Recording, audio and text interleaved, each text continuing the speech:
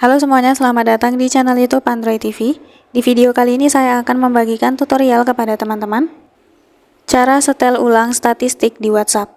Sebelum masuk ke tutorialnya, jangan lupa untuk teman-teman subscribe dulu channel YouTube ini dan jangan lupa juga untuk nyalakan tombol loncengnya supaya kalian selalu dapat updatean terbaru dari channel YouTube Android TV.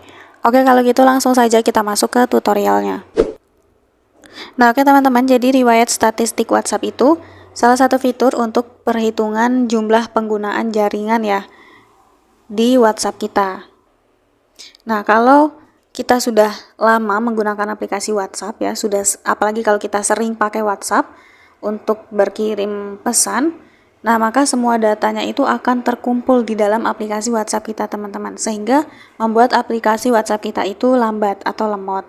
Nah, jadi supaya WhatsApp kita itu lebih lancar lagi, nggak lemot lagi, nah maka kita bisa hapus riwayat statistiknya ini teman-teman. Caranya itu kita bisa klik titik 3 di pojok kanan atas, pilih setelan, lalu kita klik penyimpanan dan data. Nah, di sini ada penggunaan jaringan, kita klik. Nah, terlihat ya teman-teman di WhatsApp saya ini karena saya sering hapus data statistiknya, jadi ini cuma sedikit teman-teman.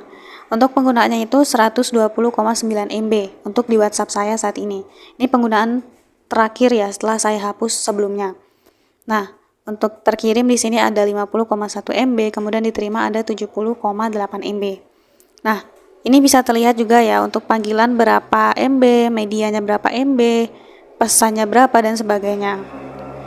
Nah, supaya penggunaan WhatsApp kita itu jauh lebih lancar, lebih responsif, nah maka kita bisa setel ulang teman-teman. Caranya kita klik saja atur ulang statistik di bawah.